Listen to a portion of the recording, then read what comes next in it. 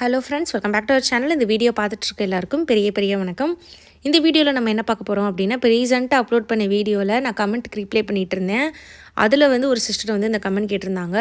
ரொம்ப மனசு கஷ்டத்தோட, ரொம்ப ஃபீலிங்கோட, நான் இது வரைக்கும் நான் யார்கிட்டையுமே இதெல்லாம் டாக்டர்கிட்ட கூட சொன்னதில்லை, உங்ககிட்ட சொல்கிறேன்னு சொல்லிட்டு ரொம்ப ஃபீலோட ஒரு லாங் கமெண்ட் பண்ணியிருந்தாங்க.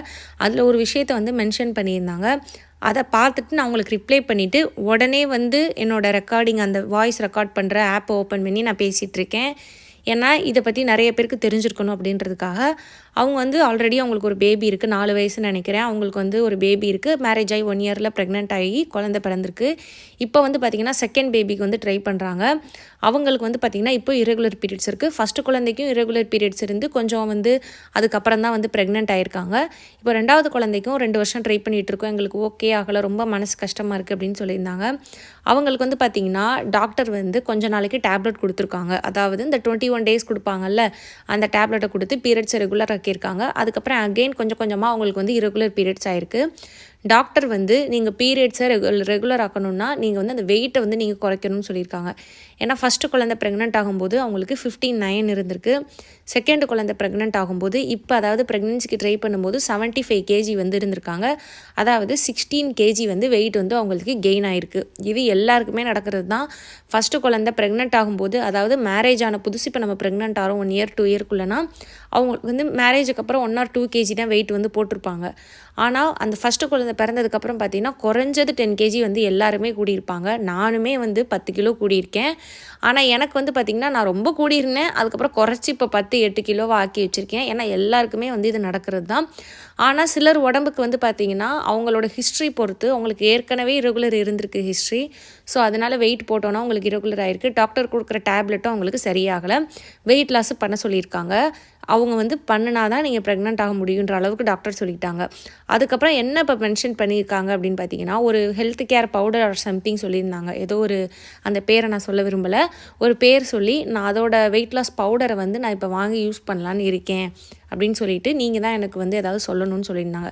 இப்போ இதில் எங்கே பிரச்சனைனா, இப்போது வெயிட் லாஸ் பவுடர் இது ஓகே, வெயிட் லாஸ் பவுடரை சாப்பிட்டா வெயிட் லாஸ் ஆகி நம்ம உடனே ப்ரெக்னென்ட் ஆகிட முடியுமா? கிடையாது.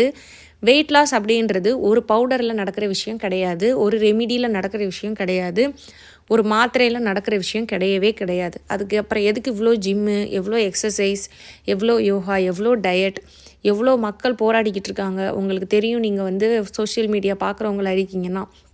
ஸோ இந்த மாதிரி இப்போது நீங்கள் பவுடர் வாங்குறீங்க, வாங்காதீங்க அப்படின்னு நான் சொல்ல மாட்டேன். ஏன்னா நானே இப்போ வெயிட் லாஸ்க்கு ரெமிடிஸ்லாம் போடுற ஆள். ஸோ நானே பார்த்திங்கன்னா அதை நான் தப்பு அப்படின்னு சொல்லிட மாட்டேன். ஆனால் என்ன ஒரு விஷயம் நீங்கள் புரிஞ்சுக்கணுன்னா, நீங்கள் இப்போ இந்த பவுடர் எடுக்கிறீங்களே, இதை எடுத்தோடனே வெயிட் லாஸ் ஆகாது. வெயிட் லாஸ் எப்படி ஆகுன்றது ஒரு ஒரு ஒரு மேத் மாதிரி, ஒரு கேல்குலேஷன் மாதிரி. இப்போது நீங்கள் எப்போயும் சாப்பிட்ற ஃபுட்டு சாப்பிட்றீங்க, எப்போயும் பண்ணுற மாதிரி life day to day activity பண்ணுறீங்க, அந்த பவுடரை வாங்கி நீங்கள் சாப்பிட்றீங்க, வெயிட் லாஸ் ஆகவே ஆகாது. 1 கேஜி கூட உங்களுக்கு வெயிட் லாஸ் ஆகவே ஆகாது. எப்போ வெயிட் லாஸ் ஆகும், எப்போ அந்த பவுடர் ஹெல்ப் ஆகும், அந்த பவுடர் அதோட வேலையை எப்போ செய்யும்னா, நீங்கள் எடுக்கிற ஃபுட்டு கேலரியை விட கம்மியான கலோரிகள் உங்கள் உடம்புக்கு நீங்கள் எடுக்கணும். நீங்கள் நார்மலாக நடக்கிறத விட எக்ஸ்ட்ரா கொஞ்சம் உங்கள் உடம்புல நீங்கள் நடக்கணும். சுகரை உங்கள் ஃபுட்டிலேருந்து நீங்கள் கட் பண்ணணும். ஆயில் ஃபுட்டு எடுக்கக்கூடாது. உப்பு கம்மியாக சேர்த்துக்கிறணும். இந்த மாதிரி டயட், உணவு, வாழ்க்கை முறையில் நீங்கள் சேஞ்ச் பண்ணிங்கன்னா தான் அந்த பவுடரும் உங்கள் மெட்டபாலிசத்தை இன்க்ரீஸ் பண்ணுறதுக்கு ஹெல்ப் பண்ணும், சர்க்கரையோட அளவை கரைக்கிறதுக்கு ஹெல்ப் பண்ணும். இப்போ இந்த பவுடர் எப்படி ஒர்க் ஆகும்னா, எந்த பவுடராக இருந்தாலும் சரி வெயிட் லாஸ்க்கு, நீங்கள் இந்த வெந்தயட்டிலாம் எடுக்கிறீங்களா, அது மாதிரி தான். வெந்தயட்டியோட உடம்புல இருக்க சர்க்கரை, எக்ஸஸான சர்க்கரையை குறைக்கும். இப்போ நீங்கள் நார்மல் ஃபுட் எடுக்கிறீங்க, வெந்தயட்டி மட்டும் எடுக்கிறீங்க அப்படின்னா உங்களுக்கு வெயிட் லாஸ்லாம் நடக்காது. கொஞ்சம் டயட் பண்ணணும், கொஞ்சம் யோகா பண்ணணும். யோகா பண்ண தெரியலனா எக்ஸசைஸ் பண்ணணும். காலையில் 40 நிமிஷம், ஈவினிங் 40 நிமிஷம். காலையில் 1/2 மணி நேரம், ஈவினிங் 1/2 மணி நேரம். இல்லைனா யோகா, எக்ஸசைஸ், சம்திங், வாக்கிங் கூட போகுது. 8 ஷேப் வாக்கிங் வீட்டு மொட்டை மாடியில் போட்டு 8 ஷேப்பில் நீங்கள் நடங்க. ஏதாவது ஒன்று பண்ணினா தான் இந்த பவுடர்லாம் ஒர்க் ஆகும்.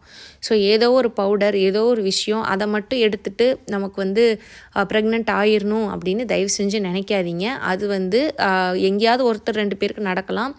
ஆனால் கொஞ்சம் இந்த பவுடர், இந்த ரெமிடிஸ் இதெல்லாம் ஒர்க் ஆகணும்னா நீங்கள் உங்கள் சைடில் இருந்து நிறைய முயற்சிகள் பண்ணணும். அதே மாதிரி இரெகுலர் பீரியட்ஸ் இருக்கிறவங்களுக்கு கருமுட்டை குவாலிட்டியை இம்ப்ரூவ் பண்ணணும்னா அதுக்குரிய உணவுகளும் எடுக்கணும். இப்போது உங்களுக்கு நீங்கள் ரெமிடிஸ், எல்லா ரெமிடியுமே வச்சுக்கலாம். நான் இந்த பவுடர் மட்டும் சொல்லலை, எதுவாக இருந்தாலும் வெந்தயட்டி, க்ளோவா, எதுவாக இருந்தாலும் அது வந்து ஒரு சைடில் தான் சப்போர்ட் பண்ணும். நீங்கள் எவ்வளோ உணவுகள் நீங்கள் என்ன மாதிரி உணவு உள்ள உங்கள் உடம்புக்குள்ளே போகுதுன்றதை வச்சு தான் அந்த எக்கோட குவாலிட்டி, யூட்ரஸோட குவாலிட்டி, பிறக்க போகிற பேபியோட அதோட என்ன சொல்கிறது ஹெல்த்து எல்லாமே வந்து அதை வச்சு தான் டிசைட் ஆகும். இந்த ரெமிடிஸ் வந்து ஒரு சப்போர்ட் சிஸ்டம் தான். உங்களுக்கு புரியுதா? சப்போர்ட் நமக்கு வந்து ஒரு சப்போர்ட்டுக்கு தான் அது ஹெல்ப் பண்ணுமே தவிர அதை மட்டும் நீங்கள் நம்பவே கூடாது. அது இன்க்ளூடிங் மை ரெமிடிஸ்க்குமே அது பொருந்தும். அதையும் நம்புங்க. கூட உணவுகள் நீங்கள் எந்த அளவுக்கு எடுக்கிறீங்கன்றதை பொறுத்து தான் உங்களோட ஃபர்டிலிட்டி ஜேர்னி வந்து இருக்கும்.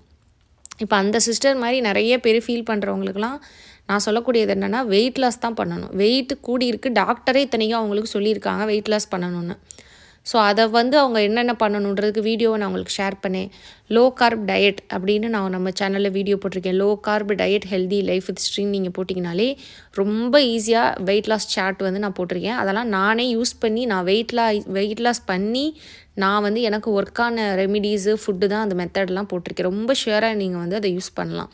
அது போக யோகா, ஃபர்டிலிட்டிக்கு இருக்கக்கூடிய யோகா பண்ணிங்கனாலும் வெயிட் லாஸ்க்கு ஹெல்ப் பண்ணும். வாக்கிங், 8 ஷேப் வாக்கிங் இதெல்லாம் பண்ணணும். சுகரு, மைதா ஐட்டம், ஆயில் ஐட்டம், ஸ்நாக்ஸு எதுவுமே அதிகமாக சாப்பிடக்கூடாது. அதே மாதிரி ரைஸோட அளவை கம்மி பண்ணிவிட்டு ஃப்ரூட்ஸ் அண்ட் வெஜிடபிள்ஸ் வந்து நிறையா சாப்பிட்ணும். பயறு வகைகள், மில்லட்ஸ் எல்லாம் சேர்த்துக்கணும். இந்த மாதிரி உணவு முறைகள் ஃபாலோ பண்ணிங்கன்னா உங்களுக்கு வெயிட்டும் கம்மியாயிரும், ப்ரெக்னென்சிக்கும் ரொம்ப ஹெல்ப் பண்ணும், எக்கு குவாலிட்டி, ஓவுலேஷனுக்கும் உங்களுக்கு சூப்பராக ஹெல்ப் பண்ணும். ஸோ இதுக்காக தான் இந்த வீடியோ. உங்களுக்கு வேறு ஏதாவது டவுட் இருக்குன்னா கமெண்ட்டில் கேளுங்க. என்னோட பேர் ஸ்ரீஜா. இந்த வீடியோ பார்த்த எல்லாருக்கும் ரொம்ப நன்றி.